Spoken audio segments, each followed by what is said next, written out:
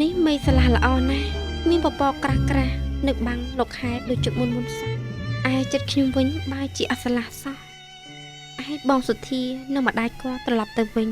ហើយខាងស្អែកប៊ីនច័ន្ទក៏ត្រឡប់ទៅកំពង់ចាមវិញដែរ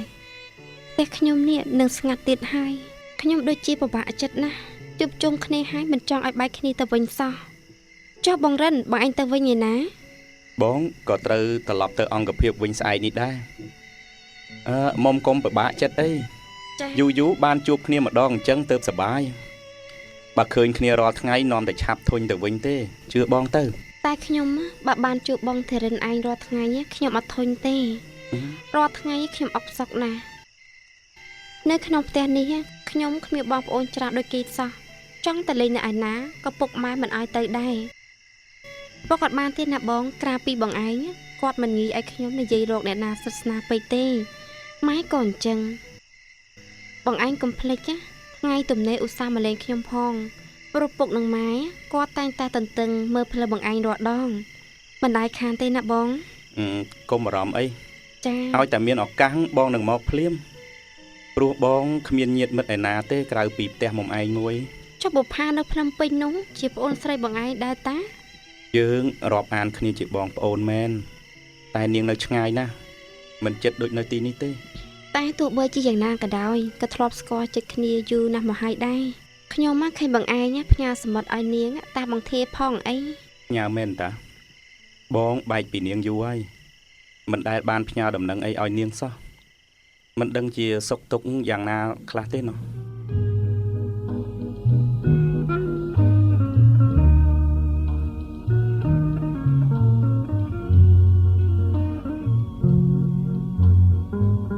សម្បត្តិបងធីរិនដូចជាចម្លែកណាស់សរសេរមកឲ្យខ្ញុំរាប់អានបងសុធាឲ្យដូចជារាប់អានគាត់ហើយថ្ងៃមិញម្ដាយសុធាមកនិយាយត្រូវគ្នាជាមួយនឹងម៉ាក់ពីរឿងកូនចៅរឿងនេះវាយ៉ាងម៉េចអញ្ចេះខ្ញុំដូចជាមិនយល់សោះមើលសម្បត្តិគាត់ម្ដងទៀតសិនជូនចំពោះអូនស្រីកែបុប្ផាតើយប់ថ្មនេះអូនគេងលក់ហើយឬនៅសុខសប្បាយដែរទេហើយការសិក្សារបស់អូនតើយ៉ាងម៉េចទៅហើយ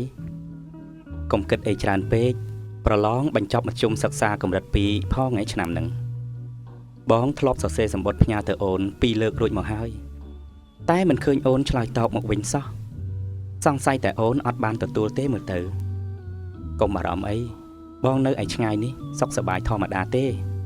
តែភារកិច្ចមមាញឹកណាស់រកពេលសម្រាប់សឹងមិនបានសមរភូមិជាដែនឈ្ងៀមក្របរំសេវស្ទើររាល់ពេលហើយស្នូក្របកំភ្លើងក៏លាន់លឺស្ទើរតែរាល់ថ្ងៃជិះមិនរួចទេអូនដើម្បីសេចក្តីសុខរបស់អូនក៏ដូចជាដើម្បីសេចក្តីសុខរបស់ប្រជាជនយើងទាំងអស់គ្នាហើយជាពិសេសដើម្បីសងឈាមជូនអ្នកម្ដាយជាទីគោរពរបស់បងក៏ដូចជាអ្នកគ្រូរបស់អូនដែរនោះបងត្រូវតែបូជាកម្លាំងកាយកម្លាំងចិត្តកំតិចខ្មាំងកុំឲ្យវាយាយីសេចក្តីសុខសាន្តរបស់មាតុភូមិយើងទៀតពួកខ្មាំងនៅមិនទាន់សុខចិត្តនឹងជ័យជំនះរបស់យើងទេអូនបុប្ផាកុំភ្លេច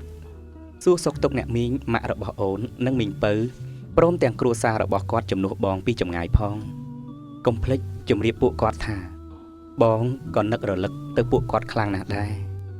បងនឹងនៅការពារសមរភូមិមុខដើម្បីសេចក្តីសុខនៃពួកគាត់ទាំងអស់គ្នាមិនឲ្យធ្វេសឡើយកុំភ្លេចណាបងមានរឿងមួយទៀតសុធាជាមិត្តដ៏ជិតស្និទ្ធរបស់បងឮថាអូនស្អប់គេណាស់មែនទេកុំស្អប់ពេកប្រយ័ត្នចំពប់លើគេជាបរិះល្អទេអូនគួររាប់អានគេផងចាំណាអត់ពីរូបបងទៅប្រហែលជារូបគេនេះហើយដែលនឹងនៅជួយមើលថែរក្សាអូនជំនួសរូបបងជីវិតបងមិនទៀងទេអូនត្រូវរាប់អានគេឲ្យដូចជាអូនរាប់អានបងអញ្ចឹងយល់ទេចាំណាអូនសម្លាញ់បើអូនចាត់ទុកបងថាជាបងប្រុសរបស់អូនចុះអូនធ្វើតាមបណ្ដាំបងនេះកុំខានលាហើយថ្ងៃណាមានឱកាសបងនឹងទៅលេងអូននិងអ្នកមីងនៅក្នុងពេលឆាប់ៗនេះមិនខានពីបងប្រុសរបស់អូនកែវធីរិន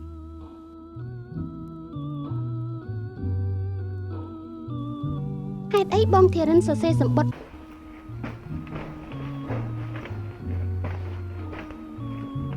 ហេតុអីបងធារិនសរសេរសម្បត្តិមកអញ្ចឹងសុធាបានឲ្យម្ដាយគេមកលេងផ្ទះខ្ញុំដើម្បីសម្រេចរឿងភ្ជាប់ពាក្យស្ដីដណ្ដឹងខ្ញុំហើយតើរឿងនេះគាត់មានដឹងឬអត់ឬមួយក៏គាត់មានគំនិតចង់បំភ្លេចខ្ញុំដោយពាក្យសុធាប្រាប់មែនទេដឹង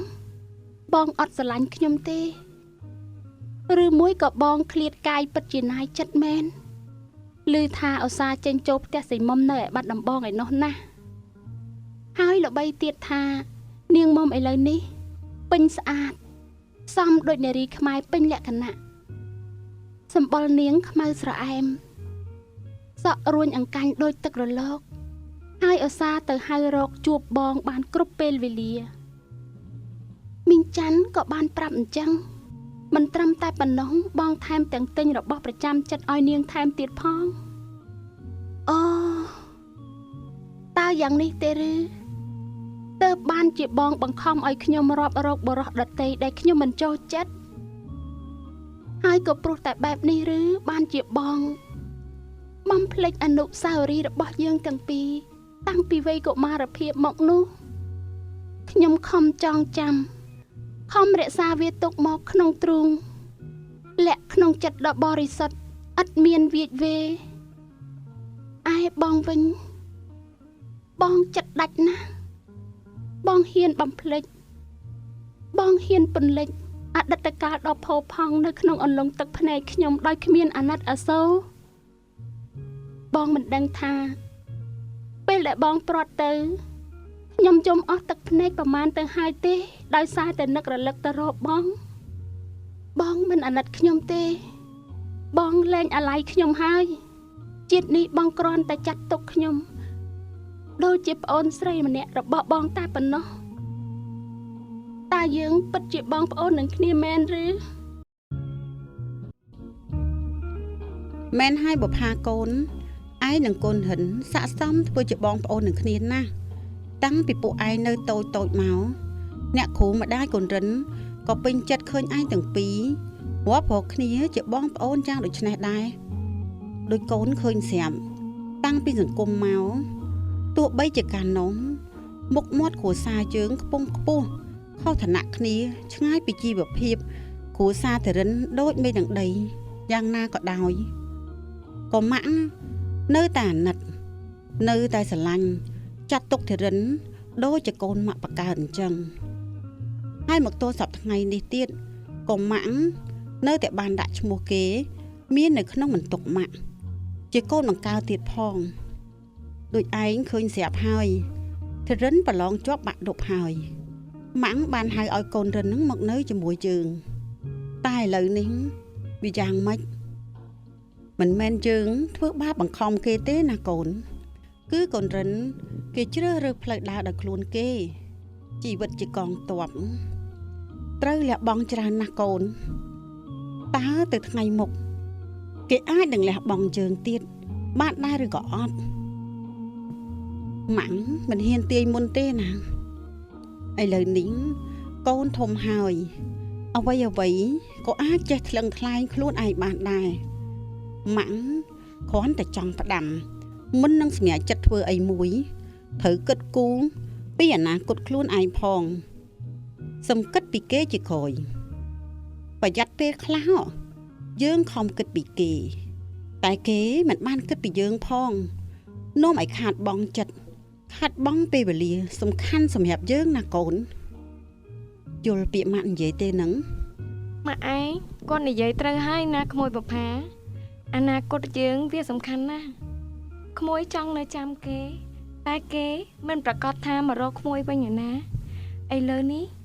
ទាន់មានគេចង់ចូលស្ដីដណ្ដឹងក្មួយណា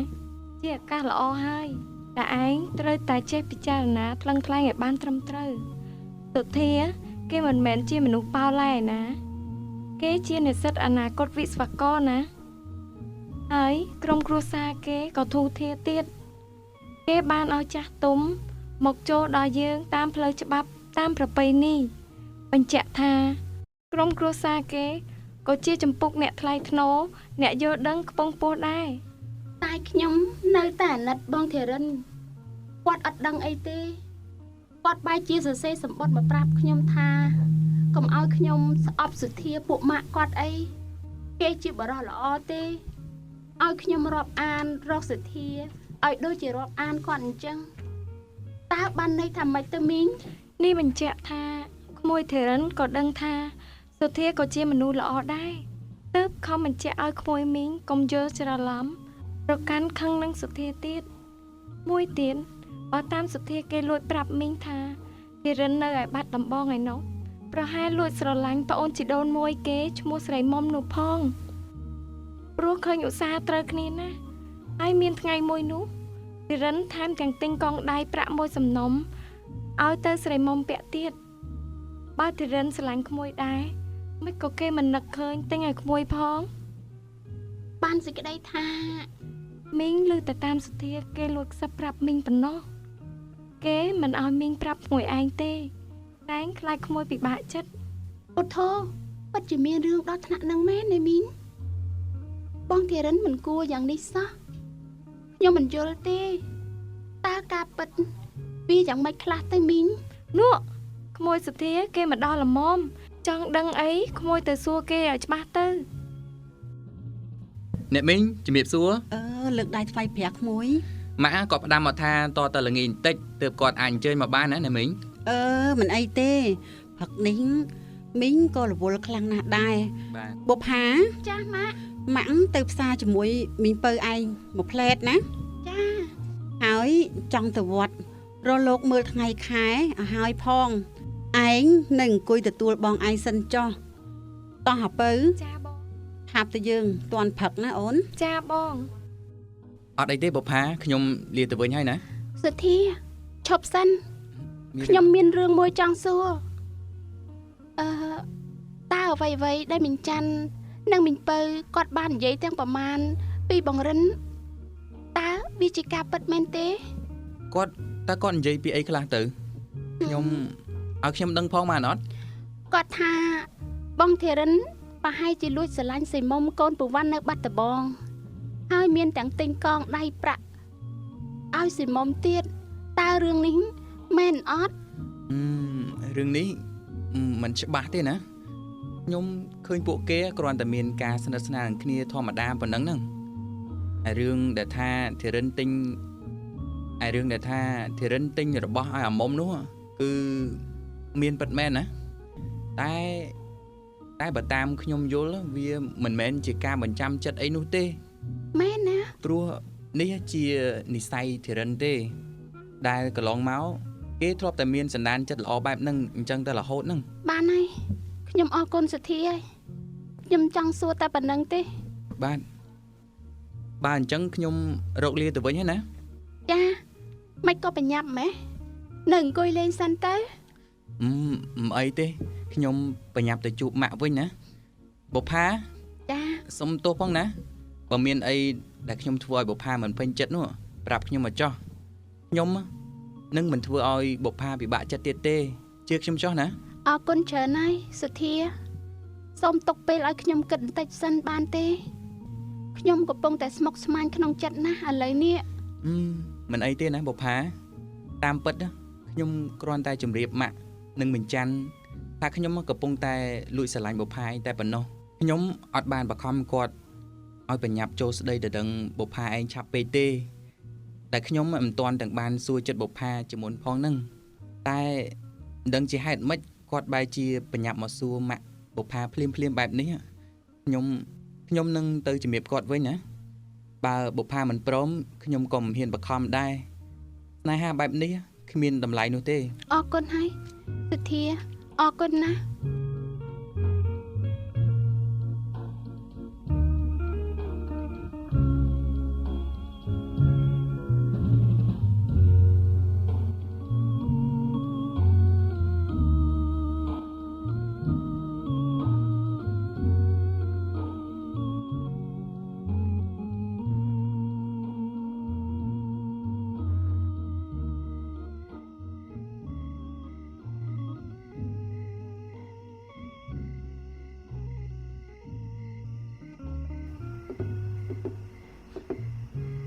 ឮថាកូនបានប្រាប់ក្មួយសុធា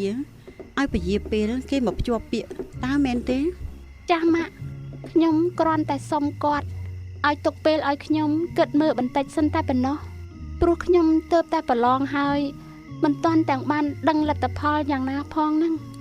អឺរឿងប៉ុណ្ណេះម៉ាក់ក៏មិនថាអីដែរ ចាស់ តែអ្វីដែលម៉ាក់ចេះតែបារម្ភនោះគឺម៉ាក់ខ្លាចឯងពជាពេលនេះព្រោះតែរងចាំស្ដាប់ដំណឹងពីកូនរិនតើពិតមែនឬក៏អត់ តាមពិតកូនចេះតែមិនដាច់ចិត្តពីគាត់មែនកូនមិនជឿថាបងធីរិនអាចបំភ្លេចកូនងាយៗយ៉ាងនេះទេយ៉ាងណាក៏គួរតែរងចាំគាត់ត្រឡប់មកជួបខ្ញុំផ្ទាល់សិនហើយបើសិនជាយើងចាត់ទុកគាត់ជាបងប្អូនមែនក៏រឹតតែមិនអាចធ្វើយ៉ាងនេះរំលងពីគាត់បានដែរ ម៉ាក់យល់ណាកូនតែមានរឿងមួយដែលកូនត្រូវតែយល់ជាដាច់ខាត រឿងអីទៅម៉ាក់ល្អឬអាក្រក់ខ្ញុំភ័យណា ម៉ាក់មិនស្អប់ធីរិនទេកូនអាចស្អប់ឬក៏ប្រកែកមិនទទួលយកសទ្ធាក៏បានតែម៉ាក់មិនឲ្យកូននិងធីរិនបានគ្នាជាគូក្រុងជាដាច់ខាត មិនអញ្ចឹងហេតុអីទៅម៉ាក់ហេតុអីពួកខ្ញុំមិនអាចរៀបការជាមួយគ្នាបាន នេះជាបណ្ដាំរបស់ម្ដាយកូនរិនឥឡូវកូនកុំអាចចង់ដឹងអីថ្ងៃណាមានឱកាសម៉ាក់នឹងប្រាប់កូនទៀតបានហើយឥឡូវយប់ហើយឆាប់ទៅរកគេងសិនទៅកូនម៉ាក់ចូលទៅថ្វាយបង្គំព្រះហើយណា ចាស់ម៉ាក់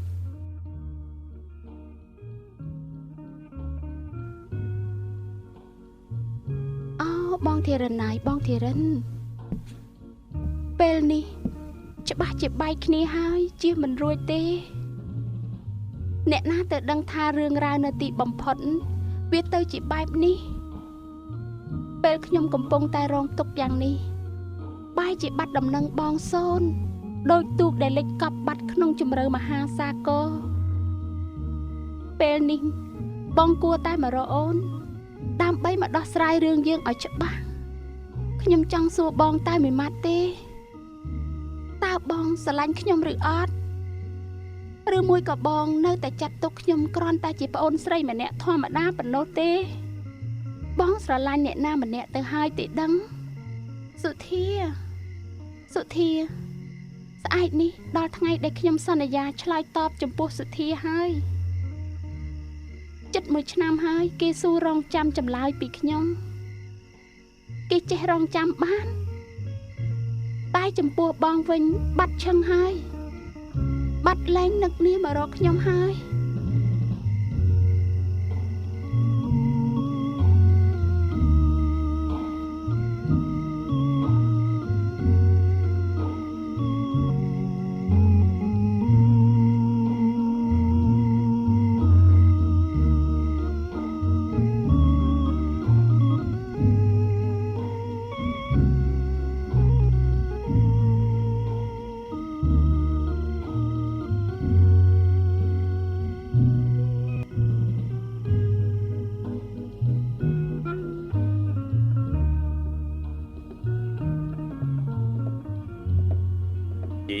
ទៅណាអស់អញ្ចេះដូចជាស្ងាត់ផ្ទះបុប្ផាអេមីងបើ ចា បើកទ្វារឲ្យខ្ញុំផងមីង អូយីក្មួយតរិនតានេះមីងមើលសឹងតែមិនស្គាល់ហើយមកដល់ពីអង្កាលមិនក៏បាត់ដំណឹងសូនឆឹងអញ្ចឹងក្មួយ ខ្ញុំមកដល់ពីល្ងាចមិញមកដល់យប់ជ្រៅមែនតែនហើយទៅស្នាក់នៅ DN សិនមីង មកចូលសិនមកហកដាក់អីវ៉ាន់ត្រង់នឹងសិនទៅយីបាត់ដំណឹងយូរអីក៏យូរម៉េចក្មួយ ខ្ញុំត្រូវរបួសណាមីងតែស្រាលទេទើបមិនហ៊ានផ្ដល់ដំណឹងឲ្យអ្នកណាដឹងខ្លាចគ្រប់គ្នាបារម្ភអ្នកផ្ទះទៅណាអស់ហើយមីងដូចស្ងាត់ ទៅពេទ្យអស់ហើយក្មួយបុប្ផាទៅតាំងពីព្រឹកម្លេះណែញ៉ាំទឹកសិនទៅណា បានអរគុណមីងទៅពេទ្យមានអ្នកណាគេឈឺមីង គឺគូដណ្ដឹងបុប្ផាជិះម៉ូតូគ្រោះថ្នាក់មិនដឹងទេពីល្ងាចមិញស្រាប់តែព្រឹកឡើងឃើញម្ដាយគេមកប្រាប់ថាកំពុងសម្រាកនៅមន្ទីរពេទ្យ បុប្ផាមានគូដណ្ដឹងហើយពីអ្នកណាទៅមីងមិនក៏ខ្ញុំមិនដឹង ធ្វើម៉េចមិនដឹងបើក្មួយទៅបាត់សូនដូចកជីកប់យ៉ាងនេះឲ្យគ្នារំពឹងយ៉ាងម៉េចឯគូដណ្ដឹងវានោះក៏មិនមែនជាអ្នកឯណាឆ្ងាយដែរក្មួយទៅឃើញគង់នឹងស្គាល់ច្បាស់មិនខាន យីមិនក៏ចម្លែកម្លេះនោះហើយគេសម្រាប់នៅពេទ្យណាមីង គឺពេទ្យចិនក្មួយទៅខាងជាន់ក្រោមខាងស្ដាំដៃនោះឃើញហើយ បាទអរគុណមីងខ្ញុំគិតទៅរកពួកគេសិន ទៅចុះក្មួយមកញ៉ាំបាយវិញផងណា បាទ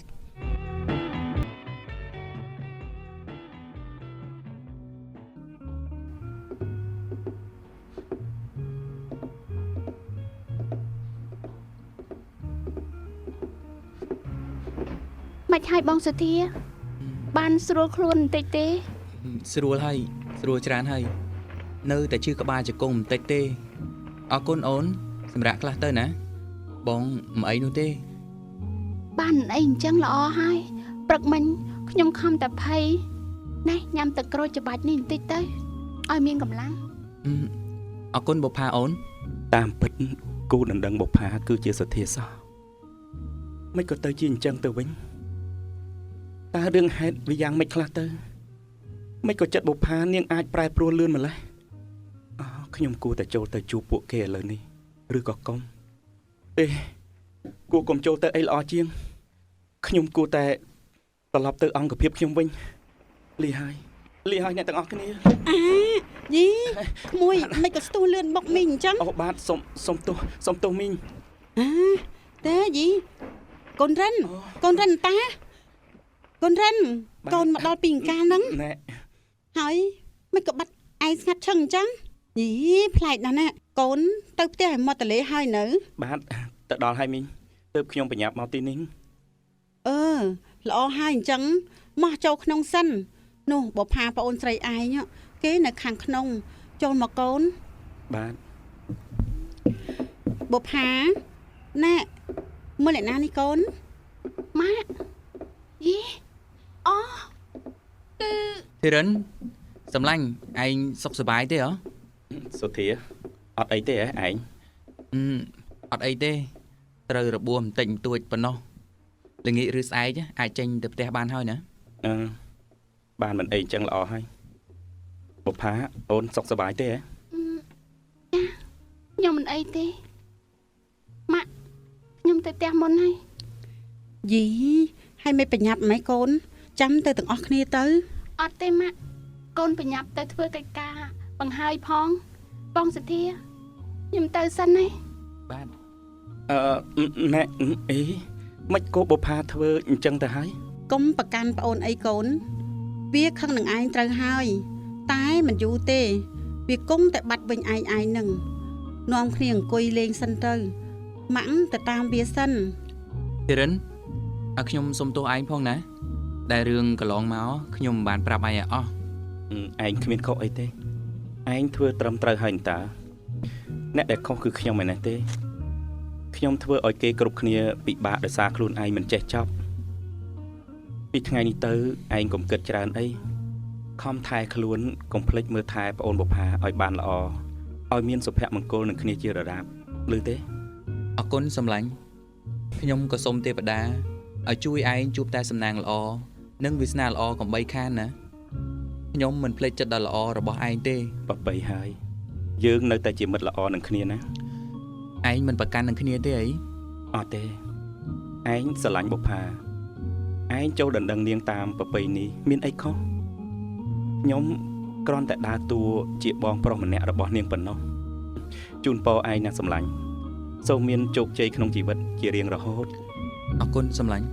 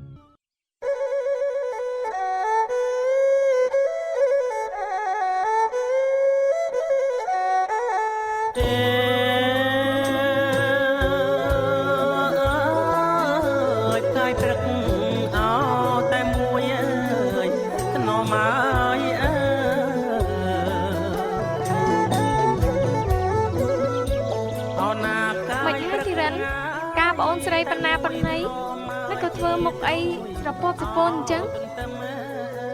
មីងពៅអើយខ្ញុំមិនយល់សោះមីងបុប្ផាតាំងពីមានគូមកដូចមិនចង់និយាយរកខ្ញុំសោះខ្ញុំមិនដឹងជាត្រូវធ្វើម៉េចឲ្យសមទេនេះហើយខ្ញុំបន់ឲ្យតែថ្ងៃការនេះចប់ឲ្យឆាប់ទៅទេ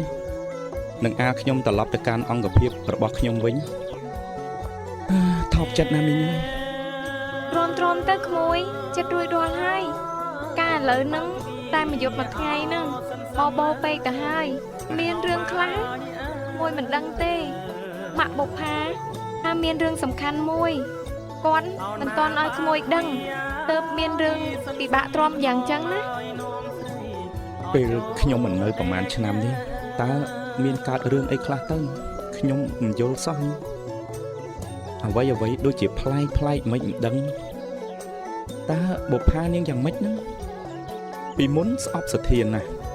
ឥឡូវបែរជារៀបការជាមួយគេហើយស្រាប់តែមួយម៉ាត់មិនចង់និយាយរកខ្ញុំ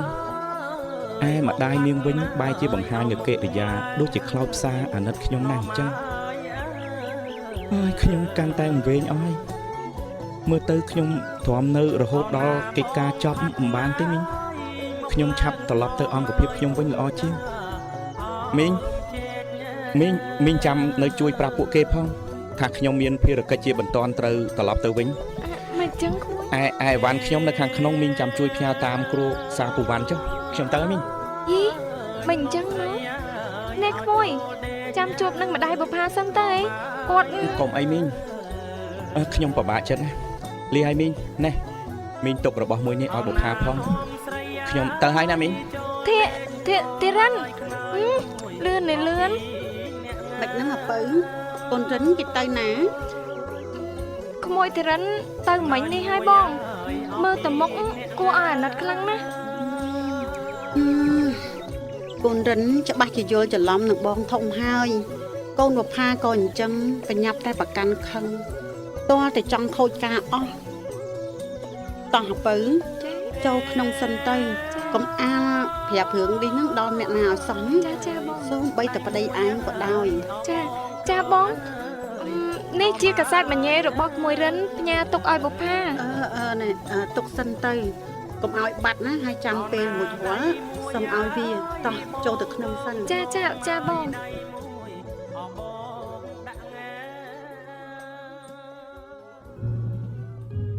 ជូនចំពោះប្អូនបុប្ផា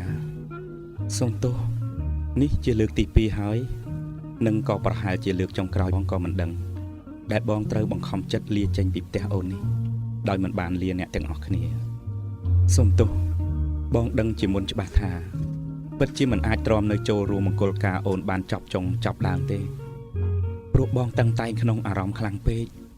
ខ្លាំងជាងសន្ទុះស្នូអាវុធនៅសមរភូមិដែលបងឈរប្រឡូកកំតិចខ្មាំងដ៏ខ្លាំងក្លានៅចំពោះមុខទៅទៀតបងមិនយល់ទេតើការពិតវាយ៉ាងម៉េចទៅហេតុអីអ្នកទាំងអស់គ្នាមិនប្រាប់បងផងគ្រប់គ្នាចេះតែបង្ហាញទឹកមុខអាណិតអាសូរបងឯបុប្ផាមិនព្រមនិយាយស្ដីរកបងទាស់តែសោះដែលគួរឲ្យឆ្ងល់ណាស់បុប្ផាជានារីម្នាក់ដែលបងតែងតែនឹកតែងតែជឿជាក់ជាងគេបែរជាធ្វើកិរិយាឲ្យបងឈឺចិត្តយ៉ាងនេះទៅវិញបងមិនប្រកាន់អូនទេអូនជ្រើសរើសយកគូអនាគតវាជាសិទ្ធិរបស់អូនវាជាអំពើកតញ្ញូដ៏ស័ក្តិសមបំផុតនៃកូនស្រីខ្មែរតាមឱវាទប្រពៃណីជាតិដ៏ផូរផង់របស់យើងតែបងស្ដាយថាហេតុអីសម្ដីចុងក្រោយក៏បងមិនបានឮពាក្យដ៏ពិរោះដែលបុប្ផាធ្លាប់និយាយជាមួយបងកាលពីមុននោះក៏បាត់សូន្យឈឹងទាំងមិនដឹងមូលហេតុយ៉ាងនេះស្ដាយណាស់បើសិនជាជីវិតបងស្លាប់ទៅនៅលើសមរភូមិក៏ប្រហែលជាស្ពាយយកពាក្យស្ដាយនេះពាក្យឆ្ងល់ទាំងឡាយនេះទៅជាមួយជីវិតដ៏ឥតន័យនេះហើយ